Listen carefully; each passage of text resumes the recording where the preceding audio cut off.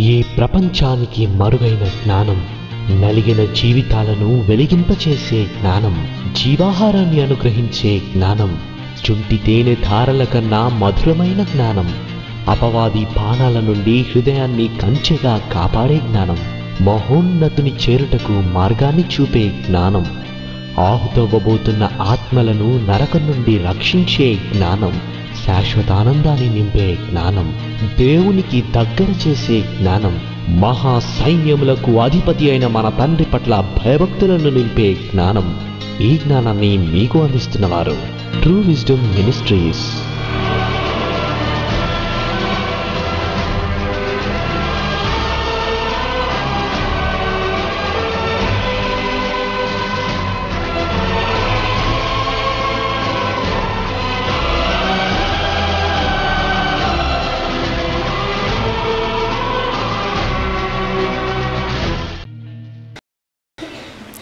మీ పిల్లలు మరొకసారి మీ మాటలు వినుటకు చేరి ఉండగా ఆశపడిన వారి ప్రాణములను తృప్తిపరచమని, హృదయములో ఈ మాటలు విత్తబడి మీ కొరకు ఫలించులాగన సహాయం చేయమని మీ ప్రియకుమారుడు, మా అందరి ప్రభు ప్రియరక్షకుడైన యేసు ప్రభు వారి శ్రేష్టమైన నామములో ఈ ప్రార్థన సమర్పిస్తున్నాను తండ్రి. ఆమెన్. శక్తులను కలిగించిన మహాశక్తి, అది ఈ రెండవ పాఠం. ఉదయకాలాన అనగా మొదటి సెషన్లో సృష్టిని గూర్చిన సత్యాలు మనం విన్నాం. ఎన్నో లోతైన సంగతులు మనం నేర్చుకోగలిగాం. అలాగే అదే మనసుతో,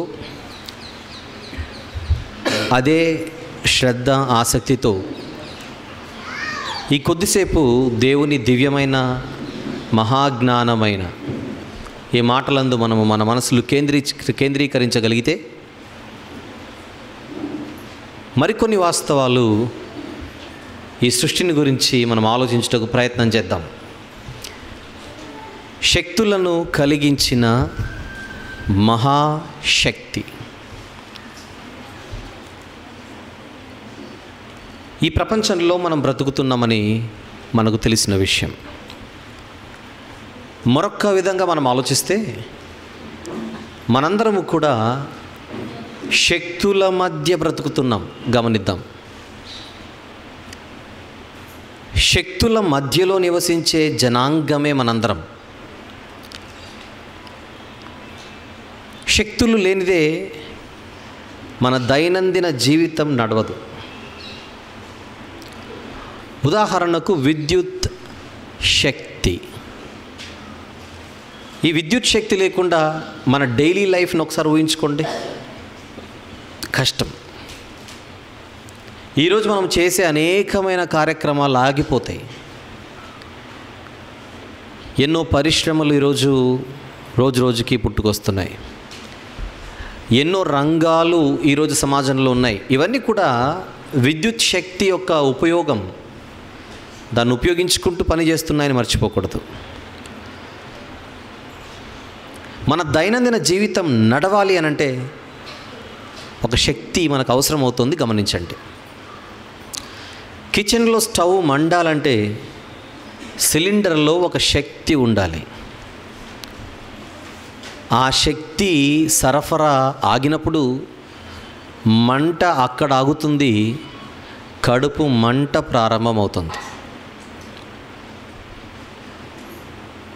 మనం నడిపే వాహనాలు నడవాలి అంటే ఇంధన శక్తి కావాలి. ధనశక్తితో పాటు ఇంధన శక్తి కూడా కావాలి. ఆ ఇంధనము లోన లేకపోతే బండి నడవదు. ఇలాంటి ఉదాహరణలు మీరు ఎన్నో ఆలోచించవచ్చు, గ్రహించవచ్చు. ఒక రైలు బండి నడవాలంటే బొగ్గు నుండి శక్తి ఉత్పత్తి కావాలి, లేదా డీజిల్ అయినా ఉండాలి, లేదా విద్యుత్ శక్తి అయినా ఉండాలి. ఈ శక్తుల ఉపయోగం లేకుండా, ఈ శక్తుల వినియోగం లేకుండా మనం బ్రతకలేం. అందుకే శాస్త్రవేత్తలు ఈ శక్తుల ఉపయోగాన్ని గ్రహించి ప్రారంభం నుండి కూడా ఎన్నో పరిశోధనలు వీటిపైన జరిపారు.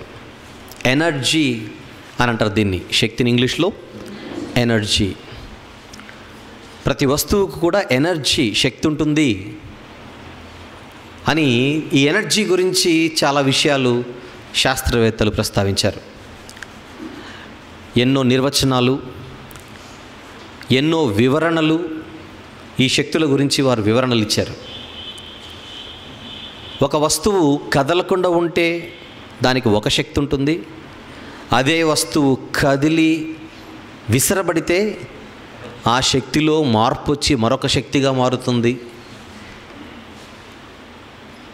ఒక వస్తువు చలనం లేకుండా ఉన్నప్పుడు ఉండే ఆ శక్తిని స్థిర శక్తి లేదా పొటెన్షియల్ ఎనర్జీ అని, ఆ వస్తువు కదిలితే, కదిలేలా ఒకరు విసిరితే, బంతి ఉదాహరణకు,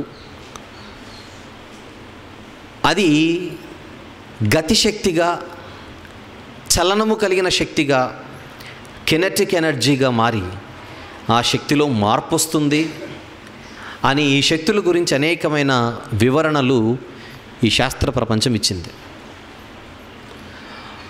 ముఖ్యంగా 16, 17, 18 శతాబ్దాలు క్రీస్తు శకం, ఈ శతాబ్దాలలో ముఖ్యంగా కొంతమంది శాస్త్రవేత్తలు, Isaac Newton, John Dalton, James Prescott ఇలాంటి శాస్త్రవేత్తలు ఈ ఎనర్జీ పైన అనేకమైన పరిశోధనలు జరిపి ఈ శక్తుల గురించి కొన్ని విషయాలు ప్రపంచానికి చెప్పే ప్రయత్నం చేశారు. అందులో ముఖ్యంగా వీళ్ళు చెప్పినది ఏంటంటే, శక్తి యొక్క అవసరత మనిషికి ఎంతో ఉంది. ఈ భూమి మీద మాత్రమే కాదు, కానీ మొత్తం ఈ విశ్వము నిండా శక్తులు ఉన్నాయి. ఆ శక్తుల గురించి పరిశీలన చేస్తే ఒక ముగింపుకు మనం రావచ్చు. ఈ విధంగా శక్తి అన్నదానికి పుట్టుక లేదు, శక్తి అన్నదానికి ముగింపు లేదు, నాశనం లేదు, చావు లేదు అని ఒక మాటలో శక్తిని నిర్వచిస్తూ, ఒక శక్తిని ఎవరు పుట్టించలేరు, ఆ శక్తిని ఎవరు నాశనం చేయలేరని ఒక నిర్వచనాన్ని ఇచ్చారు.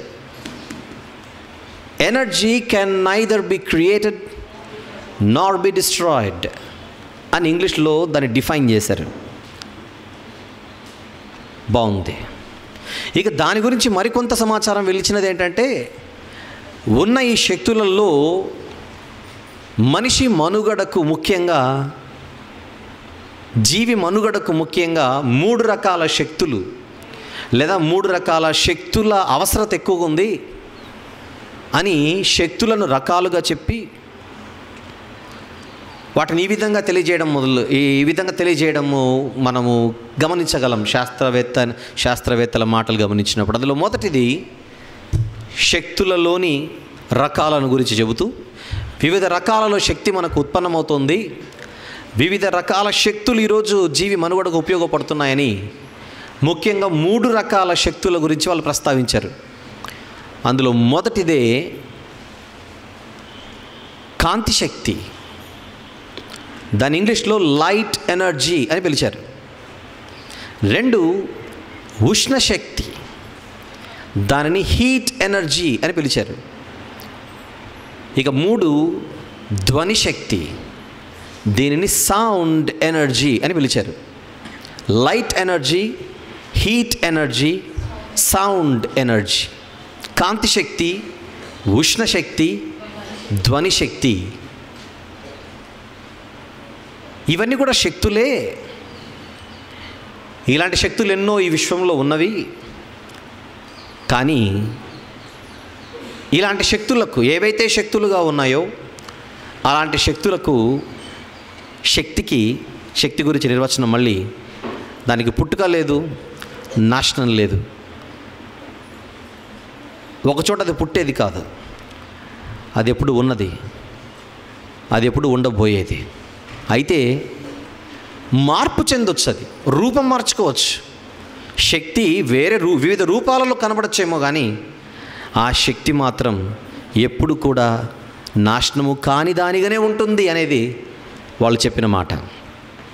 ఇది శాస్త్ర ప్రపంచంలో మనం వింటున్న మాట. ఉదాహరణకు విద్యుత్ శక్తిని చూస్తే, విద్యుత్ శక్తి వివిధ రూపాలలో వివిధ ప్రయోజనాలుగా దానిని మనం ఉపయోగించుకుంటాం. ఆ విద్యుత్ శక్తి వలనే ఈరోజు నా మాట మీకు వినబడుతోంది. ఆ విద్యుత్ శక్తి వలనే ఫ్యాన్ పైన తిరుగుతోంది. ఆ విద్యుత్ శక్తి వలనే ట్యూబ్ లైట్ వెలుగుతోంది. ఒక శక్తి వివిధ పనులలో, వివిధ కార్యాలలో మన ముందు కంటికి కనపడుతోంది. ఇది ఈరోజు చదువుకుంటున్న పిల్లలు కూడా చదువుకుంటున్నవి, వాళ్ళకి తెలిసినవే నేను ప్రస్తావించాను. అయితే ఇప్పుడు మీరు తెలియంది జాగ్రత్తగా వినాలి. ఎందుకంటే మనిషి తన జ్ఞానముతో భూసంబంధమైన జ్ఞానాన్ని కలిగి ఇదే జ్ఞానం అనుకుంటున్నాడు. కానీ ఉదయకాలాన విన్న మాటలు కూడా మీరు ఆలోచించినప్పుడు ఈ భూసంబంధమైన జ్ఞానము కంటే మించినదే దేవుని జ్ఞానము, పైనుంచి వచ్చిన జ్ఞానమని మీరు ఇప్పటికే గ్రహించి ఉండాలి. ఇక ఈ సెషన్లో కూడా, ఈ మాటలలో కూడా 2 విషయాలను మనం మన ఎదురుగా పెట్టుకొని ఆలోచిద్దాం. ఒకటి శాస్త్రవేత్తల మాటలు. 2 దేవుని మాటలు. శాస్త్రవేత్తల మాటలు. 2 దేవుడు, ఆయన మాటలు. ఈ 2 పక్కన పెట్టుకొని మన ఎదురుగా ఉంచుకొని కొన్ని వాస్తవాలు మనం ఆలోచిద్దాం. ముందుగా బైబిల్ యొక్క ఔన్నత్యాన్ని తెలియజేయడానికి, బైబిల్ యొక్క గొప్పతనాన్ని మనము తెలుసుకొనడానికి ఎంతో ఉపయోగపడే అంశం ఈరోజు మన ముందుంది. శక్తుల గురించి మనం మాట్లాడుతున్నాం కనుక ఈరోజు శాస్త్రవేత్తలు ఏవైతే చెప్పారో ఆ మాటలు వాళ్ళకంటే ముందు బైబిల్లో ఎలా చెప్పబడ్డాయో మీరు ఒకసారి జాగ్రత్తగా గమనించాలి. నంబర్ 1 ముందుగా శక్తికి నాశనం ఉండదు అన్నది మనకు శాస్త్రవేత్తల నోట మనం వింటున్నాం. అండ్ నంబర్ 2, ఈ విశ్వంలో చాలా శక్తులు ఉన్నాయి అని కూడా వింటున్నాం. ముందుగా ఈ విశ్వంలో శక్తులున్నాయన్న మాట శాస్త్రవేత్తల కంటే ముందే ఎప్పుడైనా దేవుడు ఏ విధంగా అయినా తెలియజేశాడా? అది చూసి మరిన్ని విషయాలు తెలుసుకోవడానికి ప్రయాణం కొనసాగిద్దాం. మత్తయి సువార్త 24వ అధ్యాయం. మత్తయి సువార్త 24వ అధ్యాయం 29వ వచనం చూద్దాం ప్రియులారా. 29వ వచనం. ఆ దినముల శ్రమ ముగిసిన వెంటనే చీకటి సూర్యుని కమ్మును, చంద్రుడు కాంతినివ్వడు, ఆకాశము నుండి నక్షత్రములు రాలును. ఇప్పుడు చూడండి పక్కన, ఆకాశమందలి శక్తులు కదిలింపబడును అనుందా? ఆకాశమందలి శక్తులు ఆకాశమందలి శక్తులు కదిలింపబడును అంటే 2000 సంవత్సరాల క్రితమే యేసుప్రభు వారు ఆకాశమన్న విశాలములో లేదా విశ్వములో ఏమున్నాయని చెప్పేశాడు చెప్పండి? శక్తులు ఉన్నాయని చెప్పాడు. ఎవరికంటే ముందు? శాస్త్రవేత్తలు చెప్పడం కంటే ముందే యేసుప్రభు వారు ఆకాశంలో శక్తులు ఉన్నాయని జనరల్గా క్యాజువల్గా అలా చెప్పేశాడు.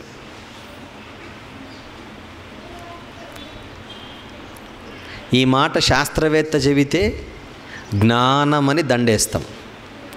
అదే మాట యేసుప్రభు వారు చెబితే ఆయన ఒక మతస్థాపకుడు అని ముద్రేస్తారు. మాట్లాడేటప్పుడు కొంచెమైనా ఆలోచించి మాట్లాడడం బాగుంటుందనేది నా అభిప్రాయం.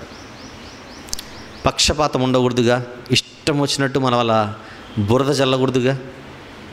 ఆయన చెప్పినప్పుడేమో ఈయన ఒక మతాన్ని స్థాపించడానికి వచ్చిన ఆయన, ఈయన చెప్పేసరికి నోబెల్ బహుమతి ఇవ్వడానికి ఈయన అర్హుడు. అది ఎలా వీలవుతుంది? నేను ఒక విషయం చెప్పినప్పుడు ఆ విషయం నాకంటే ముందు ఎవరని చెబితే ఆయన నాకంటే గొప్పడు అవుతాడు, కానీ తర్వాత వచ్చి చెప్పిన నాకు దండేస్తేలా? శాస్త్రవేత్తలు చెప్పడం తప్పు కాదని అట్లా, కానీ వాళ్ళకంటే ముందు చెప్పిన ఆయనను కూడా మీరు గుర్తించాలిగా. ఈయన చెప్పినందుకు ఈయన దండేయడానికి అర్హుడైతే ఆయనకంటే కొన్ని వేల సంవత్సరాల ముందు చెప్పినప్పుడు ఆయనకు మనం ఎన్ని దండలు వేయాలి? అది ఇప్పుడు ప్రజలుగా మీరు ఆలోచించాలి. జడ్జిమెంట్ అనేది న్యాయంగా ఉండాలి. అందుకే న్యాయ వ్యవస్థ మన మధ్య ఉండేది. ఇప్పుడు కూడా మనం ఒక కోర్టులోనే ఉన్నాం. ఇది ఒక ప్రజా కోర్ట్ అనుకోండి. ప్రజల ముందు ఒక వాస్తవాన్ని మనం చర్చిస్తున్నాం. అలాంటప్పుడు మనము కూడా తీర్పు అనేది ఒకటి ఇవ్వాలిగా, ఏది నిజం, ఏది కరెక్ట్, ఏది కాదని. మీరు కూడా అలానే ఆలోచించండి కొద్దిసేపు. ఒక విషయం, విశ్వంలో శక్తులు ఉన్నాయన్నారు. ఆ విశ్వంలో శక్తులు ఉన్నాయన్న విషయం చదువుల్లో రాకముందే యేసు ప్రభు చెప్పేశాడు. ఇక రెండో విషయం శక్తికి నాశనం ఉండదనేది మనం చదువుకుంటున్నాం చదువుల్లో. ఒకసారి బైబిల్లో కూడా చూద్దాం. హెబ్రీలకు రాసిన పత్రిక 7వ అధ్యాయము, హెబ్రీ పత్రిక 7వ అధ్యాయము 15వ వచనం మీరు చూడగలిగితే, 15వ వచనం మీరు చూడగలిగితే, మరియు శరీరానుసారముగా నెరవేర్చబడు ఆజ్ఞగల ధర్మశాస్త్రమును బట్టి కాక, ఇది జాగ్రత్తగా చూడాలి, నాశనము లేని జీవమునకున్న శక్తి. ఏంటది? శక్తికి ఏం లేదని చెప్పారు బైబిల్లో. నాశనము లేదు. శక్తికి నాశనము లేదు. అర్థం చేసుకుంటున్నారుగా? శక్తికి నాశనం లేదు. ఇది రెండో విషయం. మొదటిది, విశ్వంలో శక్తులు ఉన్నవి, బైబిల్లో ముందే చెప్పేశారు. 2, శక్తికి నాశనం ఉండదు, అది కూడా బైబిల్ శాస్త్రవేత్తల కంటే ముందే చెప్పింది. ఇప్పుడు ఇంకొక విషయం చెబుతాను సందర్భంలో. మూడో విషయం, ఇన్ని శక్తులు ఆకాశంలో ఉండగా, ఈరోజు వీళ్ళు అంటున్న మాట ఏంటంటే, ఇన్ని శక్తులు ఆకాశంలో ఉండగా ఈ శక్తులన్నిటిని నడిపించే ఒక సూపర్ పవర్ వెనకలైతే ఉంది, మహాకర్షక శక్తి అని అన్నారు. ఏం శక్తి అట? ఈ శక్తులనన్నిటినీ ఉత్పత్తి చేసే, ఈ శక్తులనన్నిటినీ కలుగజేసే, లేదా ఈ శక్తులన్నిటి చలనానికి ముఖ్య కారణమైన ఒక మహాశక్తి. ఈ శక్తులన్నిటి వెనకలైతే ఏదో శక్తి అయితే ఉందో, ఆ శక్తి ఏదో మాకు తెలియదు అంటున్నారు శాస్త్రవేత్త. ఒక్కటైతే ఒప్పుకున్నారు, మహాకర్షక శక్తి అనేది అయితే ఒకటి ఉంది. ఆ శక్తి ఎక్కడుందో, ఎలా ఉందో, ఏమై ఉందో, ఏ రూపంలో ఉందో మాకు తెలీదు. ఇది ఈరోజు శాస్త్రవేత్తలు చెప్పే మాట. కానీ నా యొక్క ఇంటర్ప్రిటేషన్, లేదా నా యొక్క వివరణను, నా ఎక్స్ప్లెనేషన్ని నేను ఎలా కొనసాగిద్దామని అనుకుంటున్నానంటే, దేన్నైతే శాస్త్రవేత్తలు అన్నారో శక్తికుండే లక్షణాలను గురించి అయితే చెప్పారుగా. ఏంటి? శక్తికి పుట్టుక లేదు, శక్తికి నాశనం లేదు, ఆది లేదు, అంతం లేదు, ప్రారంభం లేదు, ముగింపు లేదు అని శాస్త్రవేత్తలు ఏ నిర్వచనాన్ని అయితే చెప్పారో అదే నిర్వచనముతోనే నా సబ్జెక్ట్ కూడా ముందుకు తీసుకొని వెళ్తున్నాను. ఎందుకంటే నేను నమ్మిందే వాళ్ళు చెప్పారు కనుక, నాకు తెలిసిందే వాళ్ళు చెప్పారు కనుక, ఎటొచ్చేంటంటే బైబిల్లో నేను చూసినదే వాళ్ళు చెప్పారు, బైబిల్లో నేను నేర్చుకున్నదే వాళ్ళు చెప్పారు. ఒక చిన్న సమస్య ఏంటంటే, నేను నేర్చుకున్నంత చెప్పలేదు. అర్థమైందా మీకు? నేను నేర్చుకుందే చెప్పారు, కానీ నేను నేర్చుకున్నంత చెప్పలేదు. మళ్ళీ ఈ సదస్సు ఏంటంటే, మీరు కూడా శాస్త్రవేత్తలు విని ఎల్కేజీ దగ్గర ఆగకుండా పీజీ వరకు రండి అంటున్నాను. ఆమె క్లియర్ కదా? మీరు వాళ్ళ చేయబట్టుకొని వెళితే ఒక స్టేజ్కి వచ్చి ఆగిపోతారు. తర్వాత అంటే మాకు తెలియదు, మేము రామంటారు. వెళ్ళి ఎక్కడైతే శాస్త్రవేత్తలు ఆగారో అక్కడ నుండి నడిపించేదే బైబిల్. అర్థమవుతుందా? ఎక్కడైతే శాస్త్రం ఆగిందో అక్కడ నుంచి మొదలయ్యేదే వాక్యం. ఇప్పుడు మొదలవుతుంది. వాళ్ళు చెప్పిన 2 విషయాలు నిజాలని నేను అంటున్నాను. వాళ్ళు చెప్పిన 2 విషయాలు ఖచ్చితంగా సత్యాలని నేను చెబుతున్నాను. ఏంటి?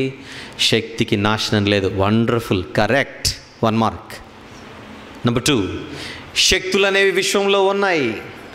కరెక్ట్, నెంబర్ 2, 2వ మార్క్. ఇప్పుడు 3, ఆ శక్తికి నాశనం లేదు. అదేనా?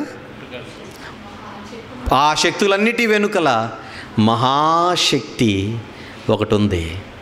అది కూడా కరెక్ట్, 3వ మార్క్. అక్కడ ఆగింది, అక్కడ నుంచి కంటిన్యూషన్. ఆ మహాశక్తే నేనంటాను దేవుడు. ఆ మహాశక్తే 100కు 100% దేవుడు. ఇలా అంటారా? ఇక నిరూపిద్దాం. నమ్మితే నమ్మడం, లేదంటే వెళ్ళండి అని అన్నాం. ఇప్పుడు ప్రారంభమైంది. బండిని నడిపించే ఇంధనాన్ని మనం శక్తి అన్నాం, మర్చిపోకు. మంటను వెలిగించేదానిని శక్తి అన్నాం, మర్చిపోకండి. నడిపించేది శక్తి, నడిపించేది శక్తి. బండి మీద కూర్చొని బండి నడవాలంటే బండిలోన శక్తి ఉండాలి. గాడి మీద కూర్చున్న బాడీ నడవాలంటే బాడీలో కూడా శక్తి ఉండాలి. ఎంతమంది ఒప్పుకుంటారు? చేద్దండి. ఎవరికైనా నా మాట అర్థం, ఒకసారి అలా చెప్పేసిన కనుక అర్థం కాలేదంటే ముఖ్యాంశాలు మరోసారి. మళ్ళీ బాడీ ఉంది గాడి పైన. గాడి నడవాలంటే గాడిలో శక్తి ఉండాలి. గాడిలో శక్తి ఉంటేనే గాడి నడుస్తుందంటే గాడి పైన ఉన్న బాడీ నడవాలన్నా కూడా బాడీలో శక్తి ఉండాలి. ఆ శక్తి ఏందో ఇప్పుడు చూద్దాం. యేసుప్రభే చెప్పాడు. అది నా మెడలో దండ వేయకండి. ఆయన మాటలు తీసుకొని కాపీ కొట్టి ఆయన మాటలనే చెబుతున్నా నేను. ఆయన మాటలనే చెబుతున్నా నేను. వంశీకి అంత సీన్ లేదు.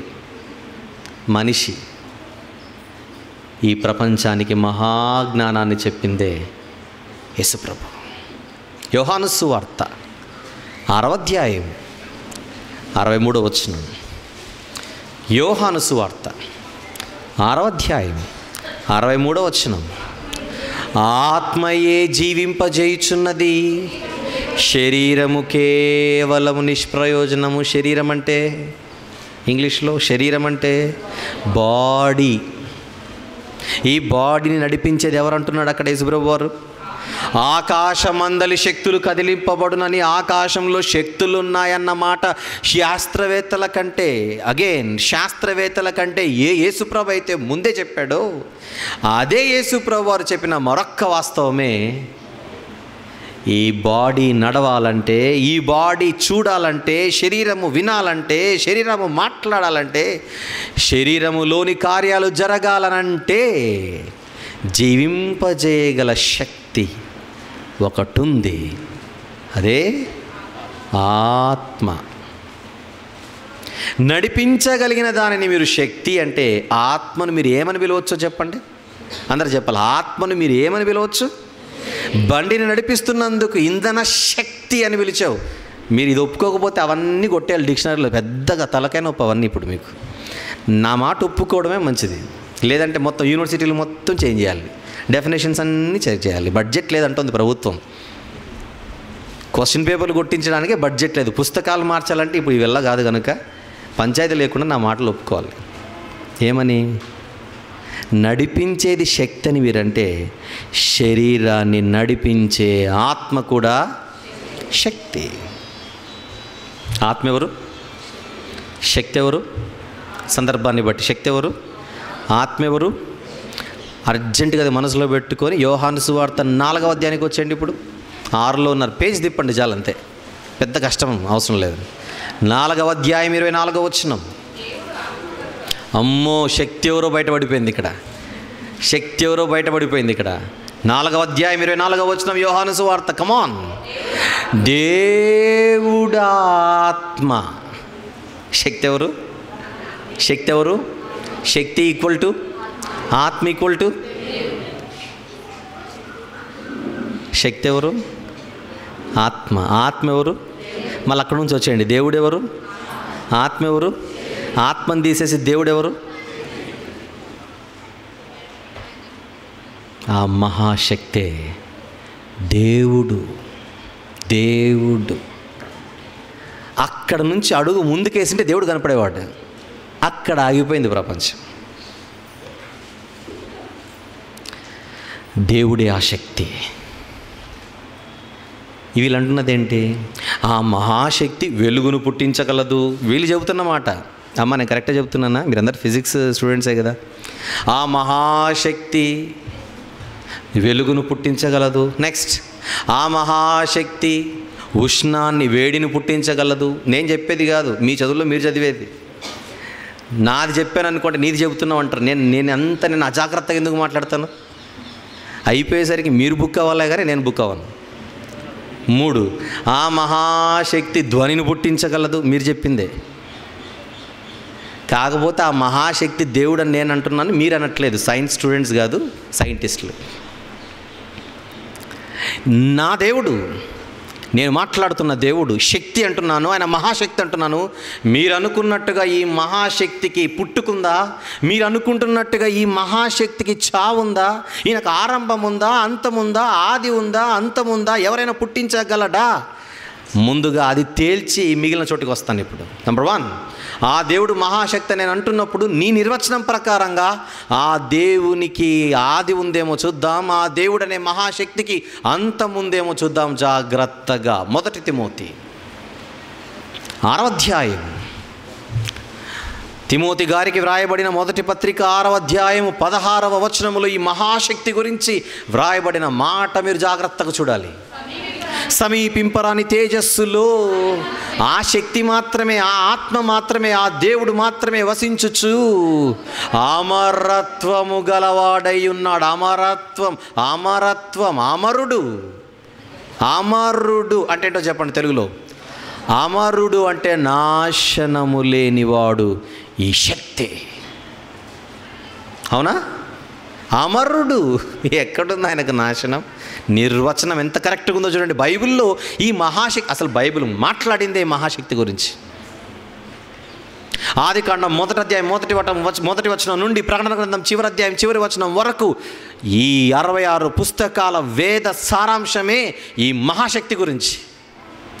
ఆదియందు దేవుడు శక్తి, దేవుడు మహాశక్తి భూమి ఆకాశములను కలుగజేసినప్పుడు ఆ భూమి ఆకాశములలో పుట్టినవే మిగిలిన శక్తులు. ఆ శక్తులను కలిగించిన మహాశక్తే దేవుడు అనే మహాశక్తి.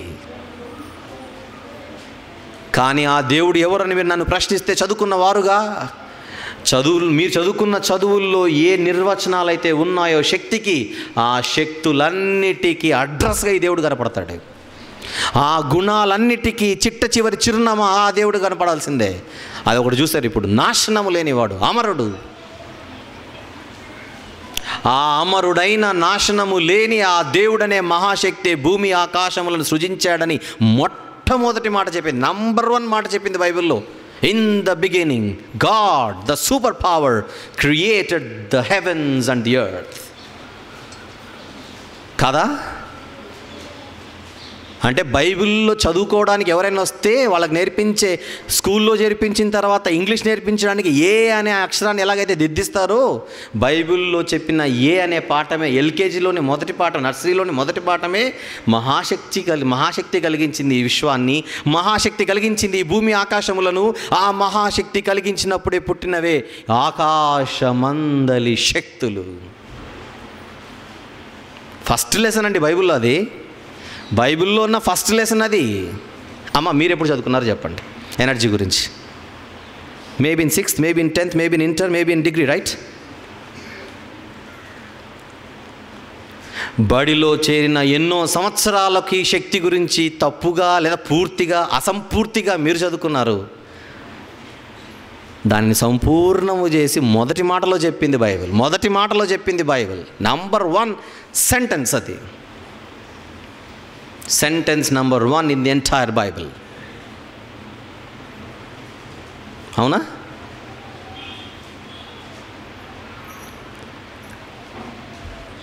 మోషే గారు, మీ పేరు ఏమని అడిగితే నేను ఏం చెప్పాలి ప్రభువా అని అడిగాడు ఒకరోజు. నేను ఉన్నవాడను, ఉండేవాడను, ఉండు నన్ను వాడను నేను ఉండేవాడినని చెప్పు, నేను ఉండేవాడినని చెప్పు, నేను ఉండేవాడినని చెప్పు అంటే పోయేవాడిని కాదని, నాకు నాశనం లేదని, నా క్వాలిటీనే, నా క్యారెక్టరే, నాకున్న గుణమే ఉండడం. ఉండును, దేవుడు ఉండును. ఈరోజు నుండి రేపు వెళ్ళిపోవును కాదు. అవునా? ఎప్పుడు ఉండేవాడు. ఆయన దేవుడు లేడు అనేది ఉండదు. ఆ మాటకు అర్థం లేదు భాషలో. దేవుడు అంటే ఒక 40,000 కోట్ల సంవత్సరాల కింద లేడు అని చెప్పడానికి లేదు, అప్పుడు కూడా ఉన్నాడు. అంతేనా? ఎప్పటి నుంచో ఉన్నవాడు, ఇప్పుడు ఉండేవాడు, ఎప్పటికి ఉండేవాడు. ఆయన ప్రారంభానికి అసలు మీరు ఎప్పటి నుంచి ఉన్నారు ప్రభు అని అంటే పిచ్చి ప్రశ్న అది. నీ నిర్వచనం ప్రకారంగా, నా నిర్వచనం ప్రకారంగా కాదు, మీ నిర్వచనం ప్రకారం. మీరేమన్నారు? శక్తికి పుట్టుక లేదు. నేను అదే అంటున్నాను. There is no birth for this energy, for this power, for this super power. ఇంకా చూద్దాం. యోహాను సువార్త 5వ అధ్యాయం. ఆ దేవుడి గురించి చెప్పబడిన మాటలు బైబిల్లో కొన్ని చూద్దాం ప్రియులారా. యోహాను సువార్త 5వ అధ్యాయం 26వ వచనం జాగ్రత్తగా చూద్దాం. 26వ వచనం. తండ్రి అంటే ఆ తండ్రినే నేను దేవుడని మాట్లాడుతున్నాను. తండ్రి అయిన దేవుడు, సూపర్ పవర్. తండ్రి ఏలాగు తనంతట తానే జీవము గలవాడు, తనంతట తానే జీవము గలవాడు అంటే ఎవరో పవర్ ఇస్తే తెచ్చుకున్నవాడు కాదు. ఆయనే ఒక పవర్, తనంతట తానే జీవము గలవాడు. అది తండ్రి అయిన దేవునికి ఉన్న నిర్వచనం. మహాశక్తిగా. పక్క అధ్యాయం 6, అదే యోహాను సువార్త 6వ అధ్యాయం 57వ వచనం చూద్దాం. 57వ వచనం. ఏ తండ్రి? జీవము గల తండ్రి. ఆ తండ్రే జీవము గలవాడు. అర్థం చేసుకుంటున్నారా మీరు? జీవం అనేది ఆయనలోనే ఉంది. అక్కడ నుంచే మొదలవ్వాలి, అక్కడ నుంచే పాస్ అవ్వాలి. నా భాష పదజాలం జాగ్రత్త మీరు గమనించాలి. జీవము ఆయనలో ఉంది, జీవము గలవాడు. జీవము గల ఆయనలో నుండి జీవం బయటికి వెళ్ళాలి. అదే కేంద్రస్థానం, సెంట్రల్ స్టేషన్. ఆ సెంట్రల్ స్టేషన్లో నుండే ఏ పవర్ అయినా బయలుదేరాలి. అవునా?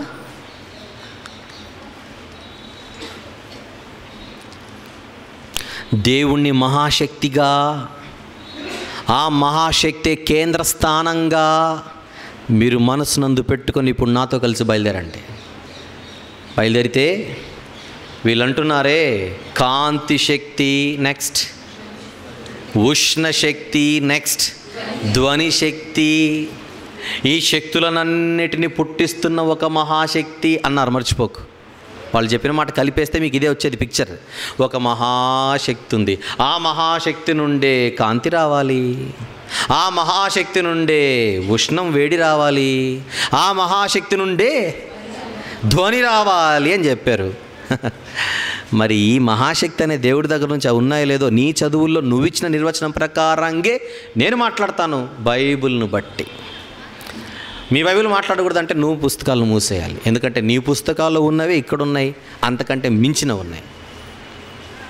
మీ పుస్తకాలు ఉన్నవి గొప్పవని మీరు అంటున్నప్పుడు అదే మాటలు కలిగిన బైబిల్ని మీరు ఒప్పుకోనంటే ఒప్పుకోవడానికి వీల్లేదు.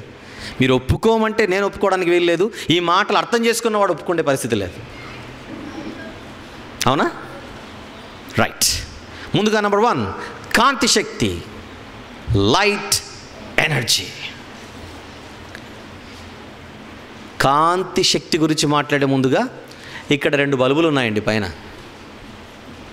దేవునికి స్తోత్రం. 2 బైబులు, 2 బల్బులు. అక్కడ ఒక బల్బు ఉంది. ఇంకెక్కడైనా స్విచ్లు ఆన్ చేస్తే అవి కూడా వెలుగుతాయి. ఇవి చాలు ఇప్పటికీ. ఇక్కడ ట్యూబ్ లైట్ ఉందండి. లైట్ని ఏమంటారు చెప్పండి తెలుగులో? లైట్ని కాంతి అనరు, కాంతి అనే అంటారు. ఇంకొకటి జ్యోతి అనొచ్చా? అనొచ్చు. రైట్. ఈ బల్బు వెలిగింది. బల్బు పెట్టినందుకే వెలిగిందా, ఇంకేం దానికి ఏం అవసరం లేదా? అది మీరు ఆలోచించండి. మీరు 100 రూపాయలు 200 పెట్టి కొన్ని పెట్టినందుకు ఆ బల్బు వెలిగిందా? అలాగైతే ఇదెందుకు వెలగట్లేదు? అదెందుకు వెలుగుతుంది? దేవునికి స్తోత్రం, 2 ఇచ్చాడు, వెలగంది వెలిగేది 2. బల్బు పెట్టినందుకే వెలుగుతుందంటే ఇదెందుకు వెలగట్లేదు, అదెందుకు వెలిగింది? ఇది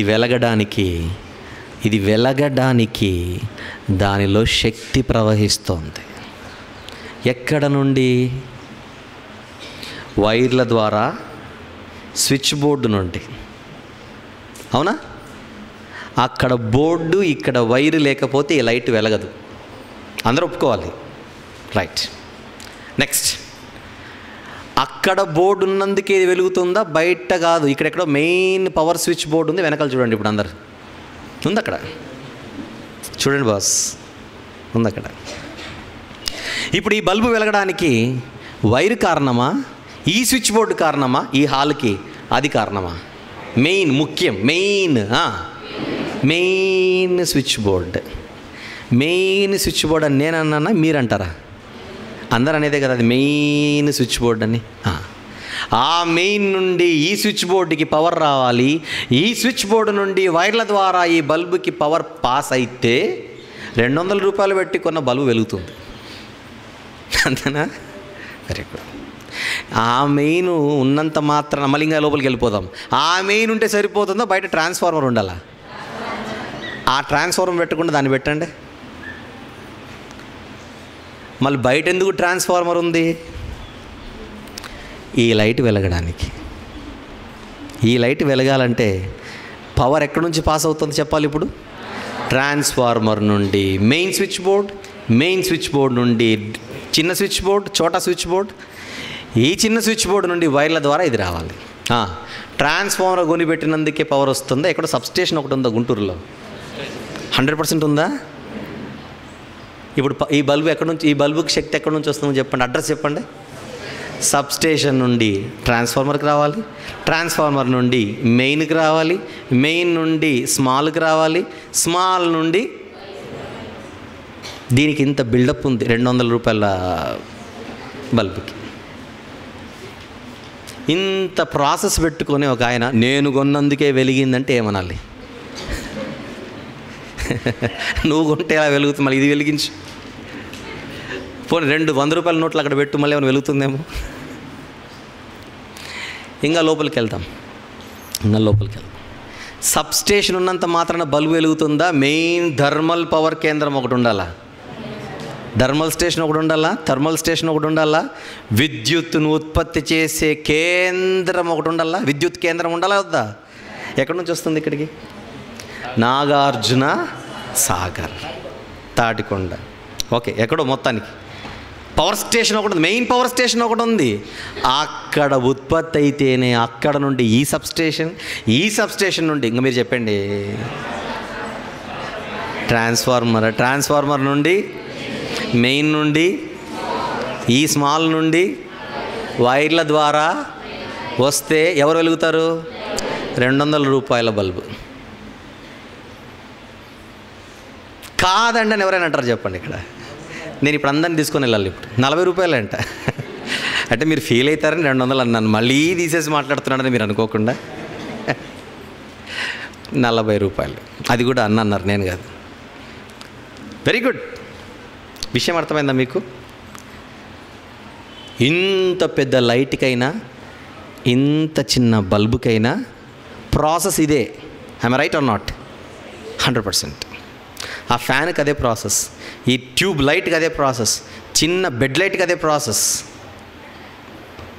టీవీ, రెఫ్రిజిరేటర్, కంప్యూటర్ వగేరా వగేరా, సెల్ ఫోన్ అన్నీ అదే ప్రాసెస్. మీకు తెలిసిన లైట్లు బెడ్ లైట్, ఇంకొకటి బల్బ్ ట్యూబ్ లైట్, ఇంకొక పెద్ద లైట్ ఉంది, మీరు బయటికి వెళ్ళి చూడండి పైన.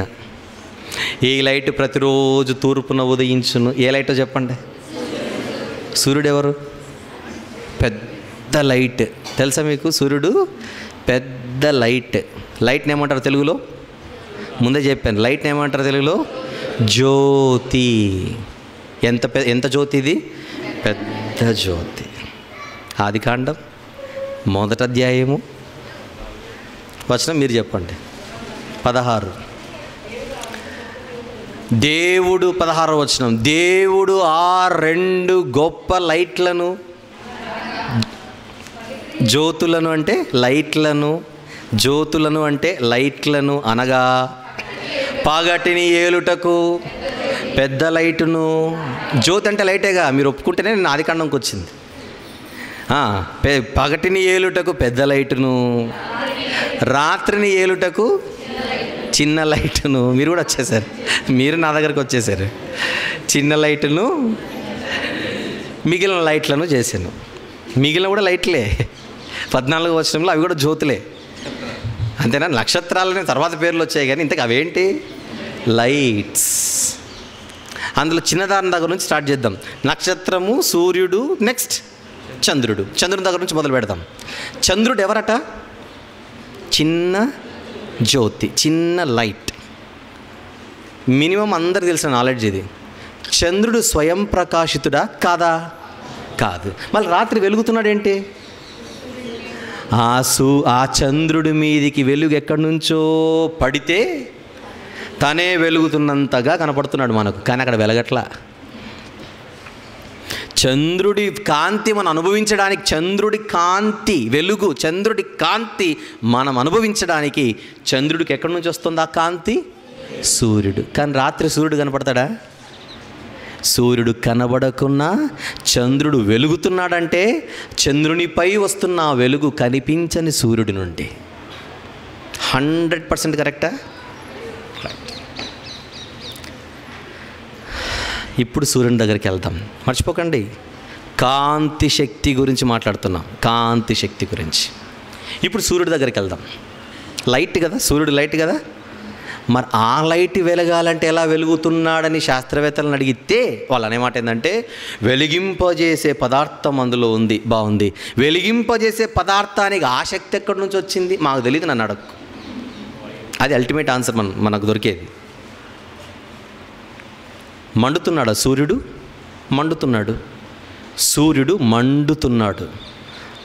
మండుతున్నాడంటే మంట ఉంది, అక్కడ మంట ఉంది. మంట రావాలంటే శక్తి ఉండాలని కిచెన్లోకి వెళ్ళిన వాడికి తెలుసు. అంతేనా?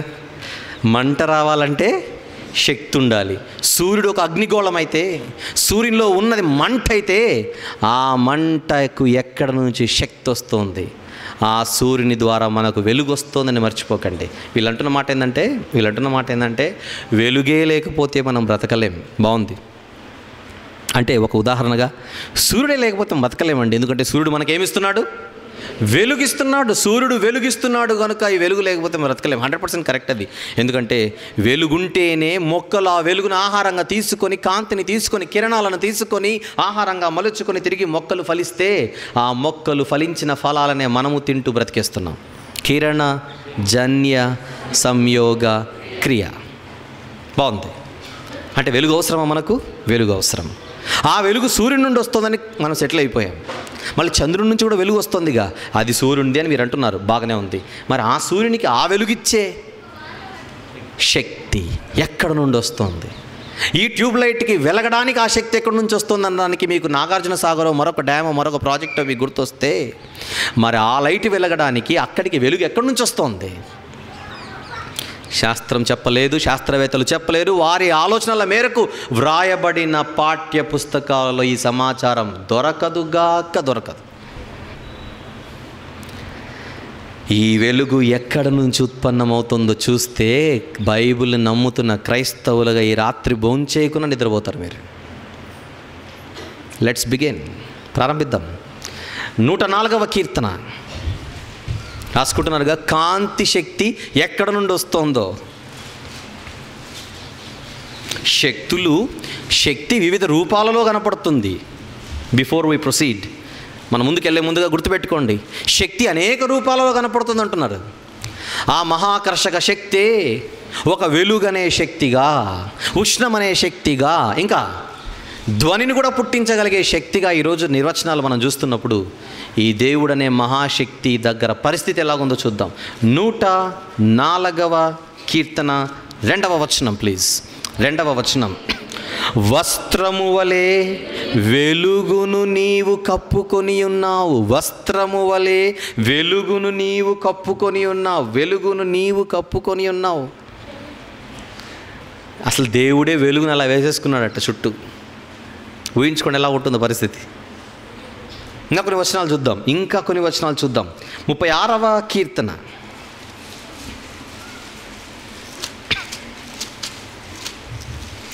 36వ కీర్తన 9వ వచనం చూద్దామా. 9వ వచనం. నీ యొద్ద జీవపు ఊట కలదు, నీ వెలుగును పొందియే మేము వెలుగు చూచుచున్నాము. దేవుని నమ్ముతున్నవాడనే మాట ఇది. నీ వెలుగును పొందియే మేము వెలుగు పొందుచున్నాము లేదా చూచుచున్నాము. ఈ వెలుగు ఈరోజు మనం బయట అనుభవిస్తున్నామంటే, బయట ఈరోజు ఇక్కడ ఈ వెలుగు మనము చూడడానికి గల కారణం, దీని అడ్రస్ ఎక్కడి నుంచి పాస్ అవుతుంది? ఇది ఇక్కడికి రావడానికి ఎక్కడి నుంచి పాస్ అవుతుంది? దేవుని దగ్గర నుంచి వెలుగు పాస్ అవుతుంది. కొంచెం నమ్మేట్టుగా, కొంచెం నమ్మనట్టుగా, ఎందుకంటే ఈ రెఫరెన్స్లు అంతా సరిపోయినట్టుగా లేవు కదా మీకు. మీ ఫేషియల్ ఎక్స్ప్రెషన్స్ అవే కనపడుతున్నాయి. ఇంకొంచెం డోస్ పెంచితే బాగుంటుందేమో అని మీ ముఖ కవళికలు చెబుతున్నాయి కనుక ఇంకా పెంచేద్దాం. ఇప్పుడు చూపించే రెఫరెన్స్ చూపించాను అనుకోండి, ఇంకా మీరేం మాట్లాడరు, మీ దగ్గర ఎవరు మాట్లాడరు. ఇక దానియేలు గ్రంథం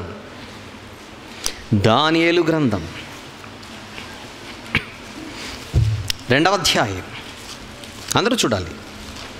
దానియేలు గ్రంథం 2వ అధ్యాయం 22వ వచనం చూద్దాం ప్రియులారా. 22వ వచనం.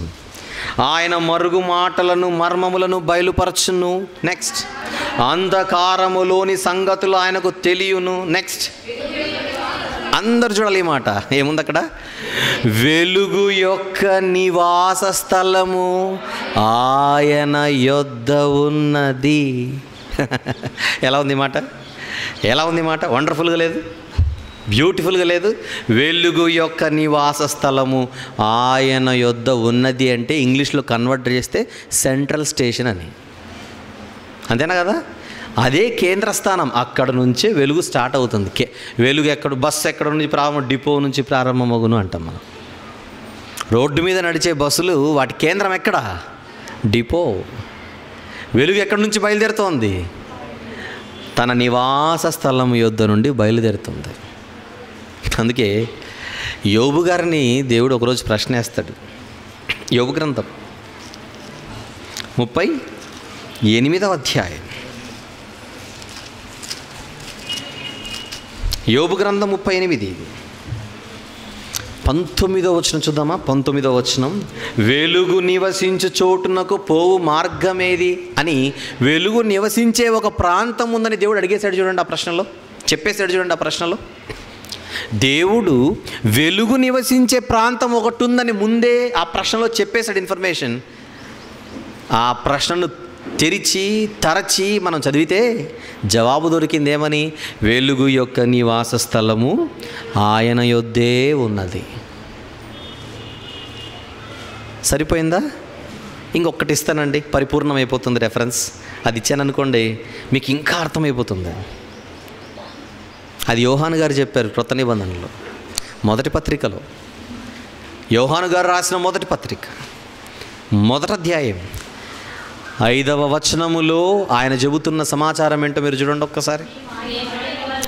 మేము ఆయన వలన, క్రీస్తు వలన, యేసుప్రభు వలన, మేము ఆయన వలన విని మీకు ప్రకటించు వర్తమానమేమనగా, అసలు దేవుడే వెలుగై ఉన్నాడు. ఇప్పుడు పరిపూర్ణత వచ్చింది చూడండి విషయానికి. వచ్చిందా లేదా? ఎవరా దేవుడు? మహాశక్తి. ఆ మహాశక్తే ఏమై ఉన్నాడు? వెలుగై ఉండి ఆ మహాశక్తిలో నుండే వెలుగు పాసై ఈ లైట్లన్నిటినీ వెలిగిస్తుంది. ఏ లైట్లు? సూర్యుడు, పాలపుంత నక్షత్ర మండలంలోని నక్షత్రాలు, ఈ విశ్వంలో ఉన్న మిగిలిన కోటాను కోట్ల మండలాలలోని నక్షత్రాలు ఇవన్నీ వెలగడానికి గల కారణం వెలుగు ఎక్కడ మొదలై ఎక్కడికి వచ్చేసింది? గోదావరి నదట మహారాష్ట్రలో పుట్టి బంగాళాఖాతంలో అంతర్వేది దగ్గర కలిసిపోతుంది. అంతేనా? ఆ గోదావరి తూర్పుగోదావరి జిల్లాలో ఉన్న వాళ్ళు చూశారు, ఆంధ్రప్రదేశ్లో ఉన్న వాళ్ళు చూస్తున్నారు, తెలంగాణలో ఉన్న వాళ్ళు చూస్తారు. నెక్స్ట్ పైనున్న మహారాష్ట్ర ప్రజలు కూడా చూడాలి. రాజమండ్రి దగ్గర ప్రవహిస్తుంది కనుక రాజమండ్రి వాళ్ళు మా దగ్గరే మొదలైందంటే ఎలా?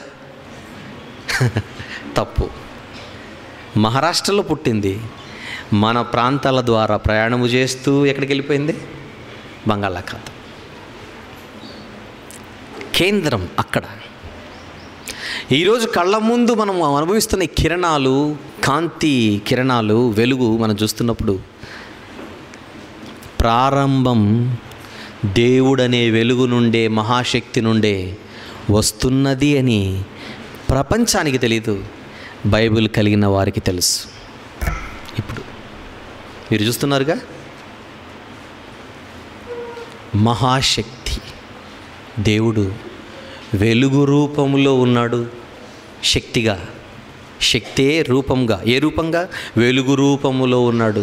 అక్కడ నుంచే వెలుగు వస్తుంది. మనిషి బ్రతకడానికి వెలుగు చాలా అవసరం అంటున్నప్పుడు ఆ వెలుగు ఎక్కడి నుంచి అయితే ప్రారంభమవుతుందో ఆ మహాశక్తి మనకు అవసరం అంటారా లేదంటారా చెప్పండి? ఆ మహాశక్తి దగ్గర పవర్ సప్లై ఆగిపోయింది అనుకోండి, ఈ లైట్లన్నీ ఆగిపోతాయి. ఏ లైట్లు? సూర్యుడు ఆగిపోతాడు, చంద్రుడు ఆగిపోతాడు, నక్షత్రాలు ఆగిపోతాయి, అంత చీకటే. భలే ఉంది కదా, ఆలోచిస్తేనే చాలా బాగుందిగా. 2 ఉష్ణశక్తి. వెళ్ళిపోతాం, ముందుకు వెళ్ళిపోతాం. ఉష్ణశక్తి, హీట్ ఎనర్జీ.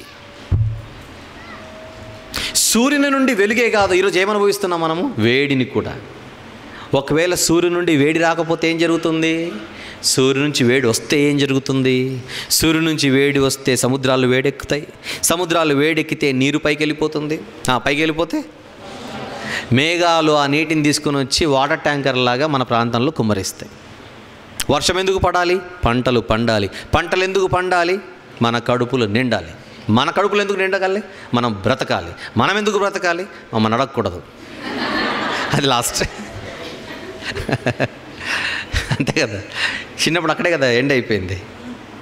రైమ్ అక్కడే కదా ఎండ్ అయిపోయింది.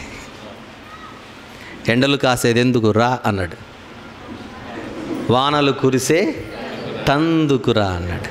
వానలు కురిసే దెందుకురా అని అడిగాడు. నెక్స్ట్ పంటలు పండే టందుకురా, పంటలు పండే దెందుకురా, కడుపులు నిండేది, కడుపులు నిండేటందుకురా, కడుపులు నిండేది ఎందుకురా, మనుషులు బ్రతికేటందుకురా. అక్కడ ఫుల్ స్టాప్ పెట్టురా, ఇంకా కంటిన్యూ చేయకురా, మా దగ్గర లేదురా అన్నాడు. వేడి, ఉష్ణం అవసరం, వెలుగు అవసరం మనిషికి, వేడి అవసరం. ఇప్పుడు ఒక మహాశక్తి గురించి మాట్లాడుతున్నాం. దేవుడు, ఆ దేవుడు అనే మహాశక్తి వెలుగునిస్తున్నాడు. ఆ దేవుడు అనే మహాశక్తి నుండి వేడి కూడా వస్తుందో లేదో చూద్దాం. అగ్ని, ఆయన రూపం ఎలా ఉందో చూద్దాం. ఆయన రూపం ఎలా ఉందో చూద్దాం. హెబ్రీ పత్రిక 12వ అధ్యాయం. హెబ్రీ పత్రిక 12వ అధ్యాయం చివరి మాట, 29వ వచనములోని చివరి మాట. ఏలయనగా మన దేవుడు దహించు అగ్ని అయి ఉన్నాడు. మహాశక్తి ఏమై ఉన్నాడు? అగ్ని అయి ఉన్నాడు. అదే మాట ద్వితీయోపదేశకాండం 4:24లో ఉంటుంది. జస్ట్ రాసేసుకోండి. దేవుడు 4:24 ద్వితీయోపదేశకాండం. దేవుడు దహించు అగ్ని అయి ఉన్నాడు. ఆ అగ్ని యొద్ద నుండే ఒక దూత అగ్నిగా, రాత్రి అగ్ని స్తంభముగా ఇశ్రాయేలు నడిపించిందని మర్చిపోకండి. అవునా? చరిత్రలో దేవుడు అప్పుడప్పుడు అగ్ని రూపంలో కనబడినట్టుగా, తన సన్నిధిని అగ్ని రూపంలో ఉంచినట్టుగా మనం చూడగలం.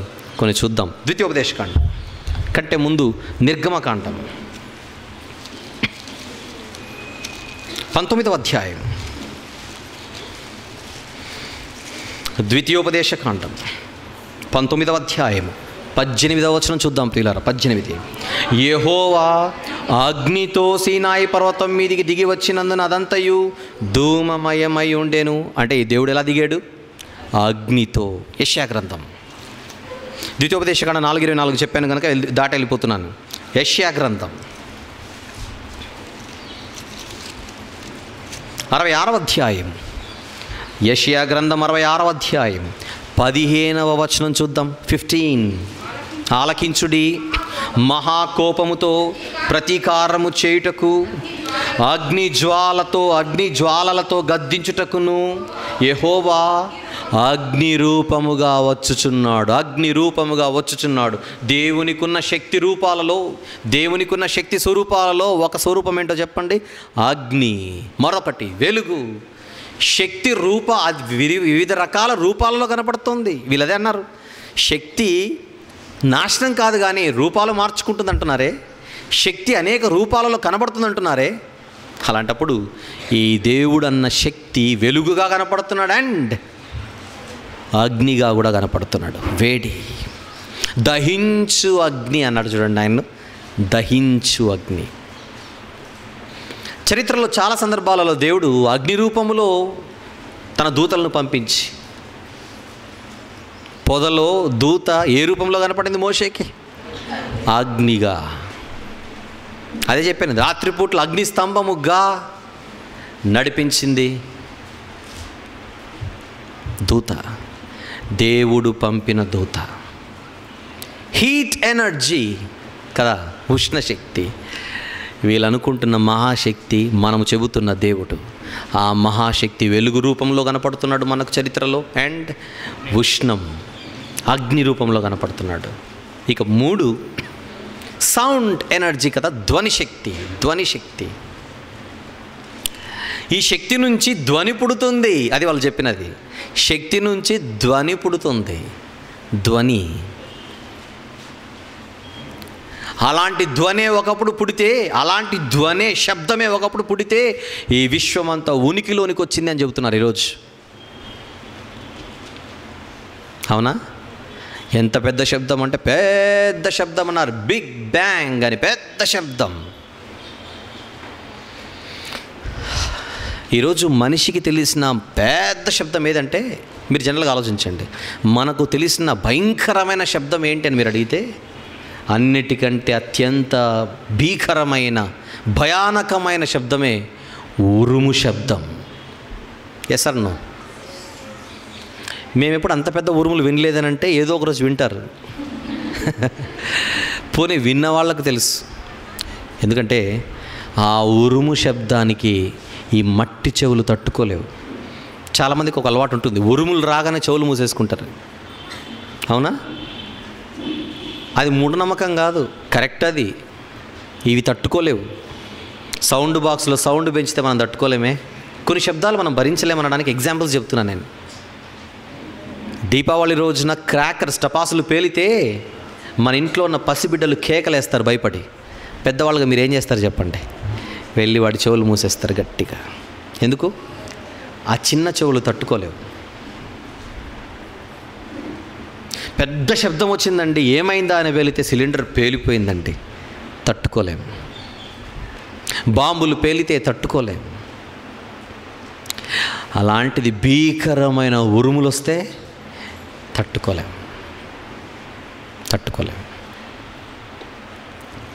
అందుకే బైబిల్లో భక్తులు దేవుని శబ్దాన్ని ఎలా వివరించాలో తెలియక దాన్ని ఉరుముతో పోల్చేశారు.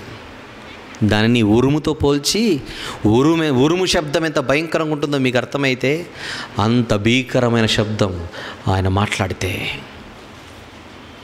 అది దాని భావన.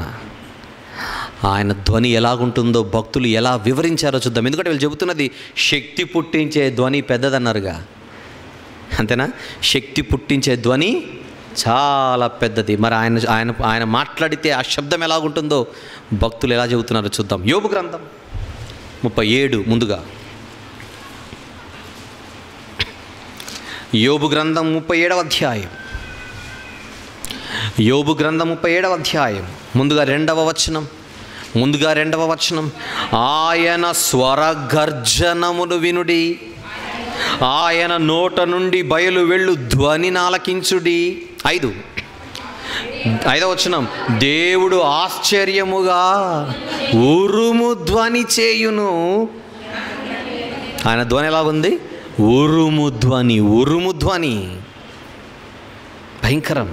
40, అదే యోబు గ్రంథం 49వ వచనం చూద్దాం ప్రియులారా. 9, దేవునికి కలిగి ఉన్న బాహుబలము నీకు కలదా? ఆయన ఉరుము ధ్వని వంటి స్వరముతో నీవు గర్జింపగలవా? ఉరుము వంటి స్వరము కదా. 29 కీర్తనల గ్రంథం 29వ అధ్యాయం 29వ అధ్యాయం 3వ వచనం చూద్దాం. 3వ వచనం, యెహోవా స్వరము జలముల మీద వినబడుచున్నది, మహిమగల దేవుడు ఉరుము వలె గర్జించుచున్నాడు. ఉరుము వలె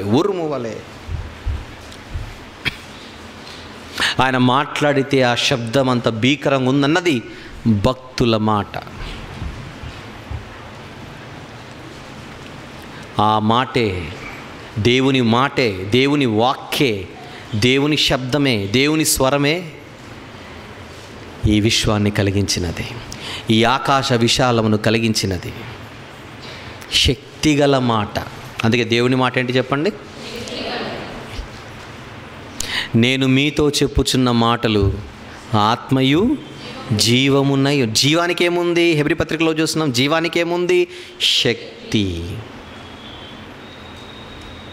మహత్తుగల మాట కదా.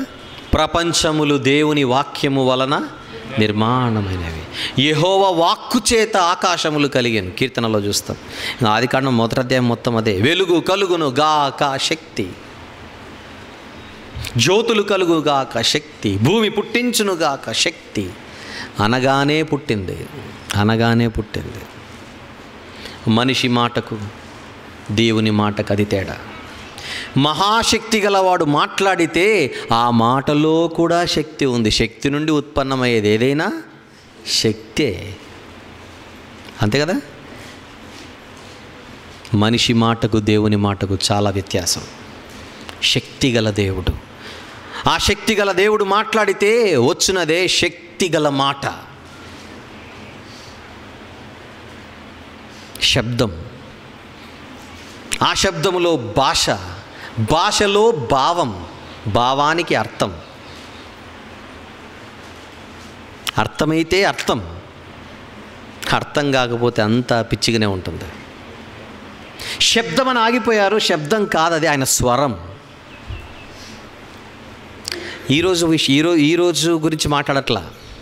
2000 సంవత్సరాల క్రితం యేసుప్రభు వారు ఈ లోకానికి వచ్చినప్పుడు దేవుని కుమారుడిగా ఒకరోజు ఆయన ప్రార్థన చేశాడు. జనాలందరి ఎదుట తండ్రికి ప్రార్థన చేశాడు. ప్రార్థన చెయ్యగానే పైనుంచి తండ్రి ఆన్సర్ ఇచ్చాడు. ఆ ఆన్సర్ విన్న జనాలు ఏమన్నారో చూద్దాం. 12వ అధ్యాయం యోహాను సువార్త, ప్లీజ్. యోహాను సువార్త 12వ అధ్యాయం 27, 28, 29 చూద్దాం. 27, 28, 29. ఇప్పుడు నా ప్రాణము కలవరపడుచున్నది. నేనేమందును తండ్రి, ఈ గడియ తటస్థించకుండా నన్ను తప్పించుము. అయినను ఇందుకోసరమే నేను ఈ గడియకు వచ్చి తిని, తండ్రి నీ నామము మహిమపరచుమని యేసుప్రభు వారు చెప్పారు. అప్పుడు ఆయన ఏమన్నాడు? పైనుంచి తండ్రి చూడండి, అంతటా నేను దానిని మహిమపరచి తిని మరలా మహిమపరుతును అని ఒక శబ్దము ఆకాశము నుండి వచ్చాను. శబ్దం ఏమొచ్చిందో మళ్ళీ చదవండి. 28లో ఏమన్నాడు? నేను దానిని మహిమపరచి తిని. శబ్దంలో ఉన్న మాటలో ఉన్న అర్థం. నేను దానిని మహిమపరచి తిని మరలా మహిమపరుతునని ఒక శబ్దం ఆకాశం నుండి వచ్చాను. అక్కడ జనాలు ఏమన్నారో చూడండి విని. కాబట్టి అక్కడ నిలుచుండి వినిన జన సమూహము ఉరిమేను అనిరి. అది ఉరిమిన శబ్దమా, మాట్లాడిన శబ్దమా? మాట్లాడిన శబ్దాన్ని చూసి ఉరిమింది అనుకుంటున్నారు జనాలు ఆ రోజు. అది ఉరుము కాదు, ఆయన స్వరము. అది అక్కడున్న యేసుప్రభు వారికి తెలుసు, తర్వాత భక్తులకు తెలుసు. స్వరమునే ఉరుముగా అనుకున్న జనం ఆ రోజు. ఉరుమనగానే శబ్దం, స్వరాన్ని ఉరుమనే శబ్దంగా ఆనాటి జనాలు అనుకున్నారు. ఈరోజు శాస్త్రవేత్తలు అదే స్వరము నుండి వచ్చిన మాట ఈ లోకాన్ని కలిగించిందనంటే అది నమ్మకుండా దానిని కూడా ఒక శబ్దం అనుకొని ఆగిపోయారు. ఆ జనాంగము వలె 2000 సంవత్సరాల క్రితం ఆ రోజుల్లో ఉన్న ఆ జనాంగానికి ఈ శాస్త్రవేత్తలకు ఈ విషయంలో పెద్ద తేడా లేదు. నన్ను ఒక విషయంలో మీరు తప్పు పట్టవచ్చు. ఏమండి శాస్త్రవేత్తలు ఇన్ని కార్యాలు చేస్తుంటే మీరు ఎందుకు అలా విమర్శిస్తున్నారంటే, నేను శాస్త్రవేత్తలను ఎక్కడ విమర్శించాను? మీకు అలా అనిపించింది ఏంటి? నేను విమర్శించలేదు. వాళ్ళు ఒక చోటుకు వచ్చి ఆగారు, అది దాటితే ఇంకా తెలుస్తుంది అంటున్నాను నేను. శాస్త్రవేత్తలను ఏమనలేదు, మీరు చెప్పింది కరెక్టే అన్నాను. మా అవసరమైతే సీడీ మళ్ళీ రివైండ్ చేయండి, ఫస్ట్ నుంచి మళ్ళీ వినండి. శాస్త్రవేత్తలు చెప్పింది కరెక్టే అన్నాను. ఏమన్నారు వాళ్ళు? శక్తికి నాశనం లేదన్నారు, కరెక్ట్ అన్నా నేను. ఆకాశం నందు శక్తులు ఉన్నాయన్నారు, కరెక్ట్ అన్నా నేను. ఈ శక్తులన్నిటినీ కలిగించిన ఉత్పత్తి చేసిన ఒక మహాశక్తి ఉందన్నారు, అది కరెక్టే అన్నా. నేను ఎక్కడ విమర్శించాను? కాకపోతే అంతకంటే ఎక్కువ సమాచారం దేవుడు మనకి ఇచ్చాడు అంటున్నాను. నువ్వు చెప్పింది నేను నేర్చుకున్నప్పుడు నేను చెప్పింది కూడా నువ్వు నేర్చుకోవాలిగా, అంతేనా?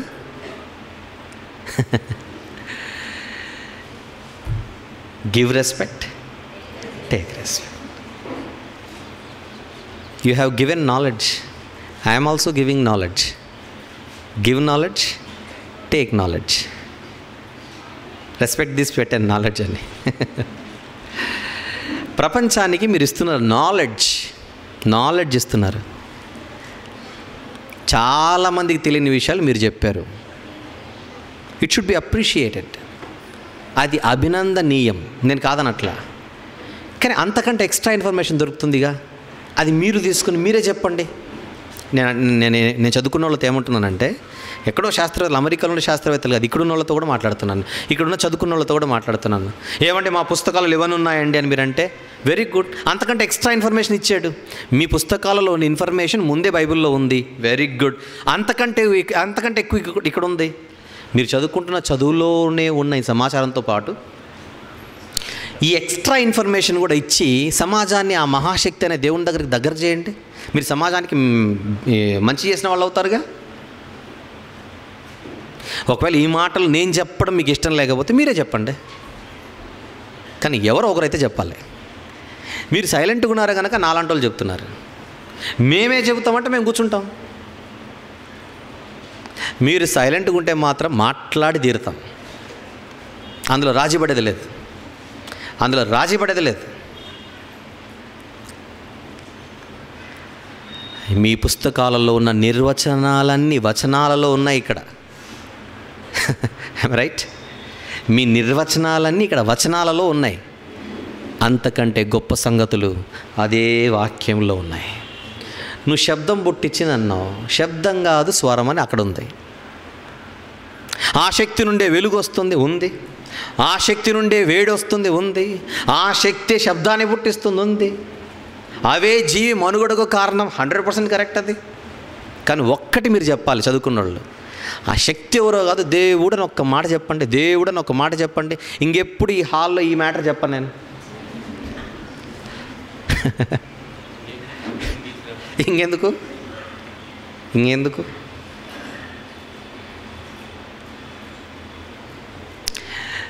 ముగింపు ఎంత అద్భుతంగా ఉంటుందో ఇప్పుడు చూడండి. లాస్ట్ కంక్లూజన్ అయిపోయింది అనుకున్నారు కదా మీరందరూ, అయిపోతుంది ఇంకొక 2 నిమిషాల్లో. మమ్మల్ని చెప్పేమన్నాడు ఇంక ఆపేస్తాడు అనుకుంటున్నారు. మళ్ళీ చెప్పకపోతే ఎలా? నర్సయ్య గారు ఒప్పుకోరు, అసలు పాయింట్ చెప్పలేదని. దేవుని మాట ఈ ప్రపంచాన్ని కలిగించిన శక్తి గల మాట. అందరికి అర్థమైందిగా ఇప్పుడు? ఈ విశ్వాన్ని కలిగించిన మాట. Very good. అదే మాటకున్న మరొక శక్తి ఏంటో యాకోబు గారు చెప్పారు. జాగ్రత్తగా చూడండి, 1వ అధ్యాయం యాకోబు గారు రాసిన పత్రిక 1వ అధ్యాయము 21వ వచనం ప్లీజ్. అందుచేత ఈ దేవుడు లేడనే సమస్త కల్మషమును మాదే గొప్పని విర్రవీగుచున్న దుష్టుని చేతిలో ఉన్న ఈ దుష్టత్వమును మాని, బాగుందా, లోపల నాటబడి మీ ఆత్మలను రక్షించుటకు శక్తి అన్నాడు. చూడండి, అది ఏంటది? శక్తి, శక్తి, శక్తి. మీ ఆత్మలను రక్షించుటకు శక్తి గల వాక్యమును మొండి చేయకుండా సాత్వికముతో అంగీకరించడం మంచిది. బతికే 3 నాళ్ళకి ఎందుకు ఈ పట్టింపులు? దేవుని మాట నేను తీసుకుంటే నా పరువు పోతుంది అనుకుంటే ఎలా? మన ఆత్మను రక్షించే శక్తి కూడా ఈ శక్తి నుంచి వచ్చిన శక్తి గల మాట, మహాశక్తి నుండి లోకానికి వచ్చిన శక్తి గల మాటే ఈరోజు ఉదయం నుండి మనం వింటున్న ఈ మహాసముద్రములోని ఒక చుక్క. అవునా? ఆ వాక్యాన్ని గురించి వివరిస్తూ ఒక భక్తుడు అంటాడు, ఆ వాక్యము సజీవమైనదై బలము కలిగినదై 2 అంచులు గల వాడిగల ఎటువంటి ఖడ్గము కంటెను వాడిగలది. దానికి ఉన్న వాక్యానికి ఉన్న క్వాలిటీస్ ఏంటి? సజీవమైనది. సజీవమైనది వాక్యము సజీవమైనది అంటే నాశనము లేనిది. సజీవమైనది అంటే నాశనము లేనిది. నెక్స్ట్, బలము గలది అంటే ఏంటి చెప్పండి? శక్తి.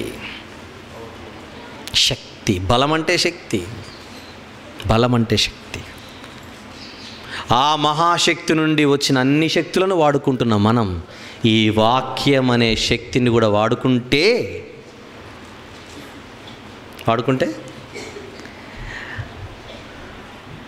యేసు ప్రభు వారి లోకానికి వచ్చినప్పుడు ఆయన ఎదుట మనము నిలబడుటకు మనకేమొస్తుందో చివరి వచనం లూకాసు సువార్త 21.